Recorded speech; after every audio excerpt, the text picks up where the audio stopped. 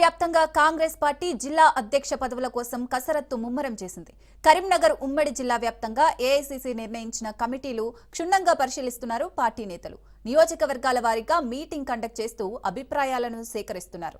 జిల్లా అధ్యక్ష పీఠం కోసం 32 మంది ఆశావాహులున్నారు. వీరిలో 6 జిల్లా ముఖ్య నాయకులను కమిటీ తీసుకుంది. దీనిపై మరింత సమాచారం మా ప్రతినిధి రవీందర్ అందిస్తారు. తెలంగాణ వ్యాప్తంగా కాంగ్రెస్ పార్టీ ఒకవైపు జిల్లాలకు సంబంధించిన అధ్యక్ష పదవుల కోసం ఇప్పటి వరకే కసరత్తు ముమ్మరం చేస్తున్న పరిస్థితి కనబడుతుంది.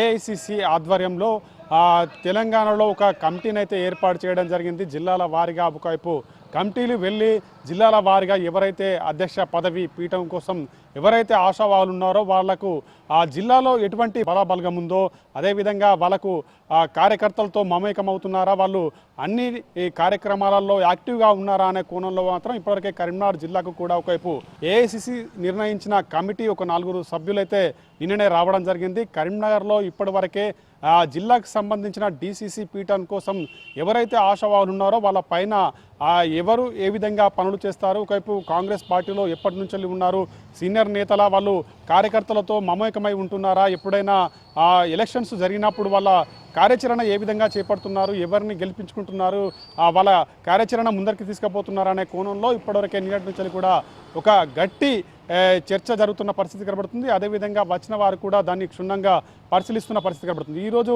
ప్రస్తుతానికి చూసుకుంటే కరీంనగర్ సంబంధించి డిసిసి ఆఫీస్లో నియోజకవర్గాల వారీగా ఇప్పటివరకే కార్యకర్తలను పిలిపించుకోవడం, అక్కడ ముఖ్య లీడర్ను పిలిపించుకొని కూడా ఒకవైపు పరిశీలన చేస్తున్న పరిస్థితి కనబడుతుంది. కమిటీ ఆధ్వర్యంలో ఈ నియోజకవర్గానికి సంబంధించిన వారిని పిలిపించుకొని ఒకవైపు డిసిసి పీఠం అయితే ఎవరికి ఇస్తే బాగుంటుందనే కోణంలో కూడా ఒకవైపు పరిశీలన ప్రారంభించిన పరిస్థితులు అయితే కనబడుతుందని చెప్పవచ్చు. అదేవిధంగా కరీంనగర్ ఉమ్మడి జిల్లా చూసుకుంటే 4 జిల్లాలు ఉంటాయి. రాజన్న సిరిసిల్ల జిల్లా, అదేవిధంగా జైత్యాల్, పెద్దపల్లి, కరీంనగర్ ప్రధానంగా ఇక్కడ నుంచి రాజకీయాలు అనేటి రాష్ట్ర రాజకీయాలను శాసిస్తాయి కాబట్టి కరీంనగర్లో కాంగ్రెస్ అనేది ఇంకా స్తబ్దతగా కొనసాగుతున్న పరిస్థితులు చాలా వరకు మనం చూస్తున్నాం. మరి జిల్లా అధ్యక్షుడు ఏ విధంగా ఉంటాడు, మరి ప్రజలకు అందుబాటులో ఉంటాడా, ఎప్పుడైనా ఎలక్షన్లు, ఇప్పుడు మున్సిపల్ ఎలక్షన్స్ ఉన్నాయి, అదేవిధంగా స్థానిక సంస్థల ఎలక్షన్స్ ఉన్నాయి కాబట్టి వాళ్ళు ఏ విధంగా ముందరికి పోయే అవకాశం ఉంటుంది, వాళ్ళ ప్రణాళిక ఏ విధంగా ఉంటుంది, ఏ విధంగా తీసుకున్నట్టయితే ఇక్కడ అధ్యక్ష పీఠం ఎవరికి ఇవ్వాలనే కోణంలో కూడా ఒకవైపు ఒక చర్చ కాంగ్రెస్ వర్గాల్లో జరుగుతుంది. అదేవిధంగా ఈ వచ్చిన కమిటీ కూడా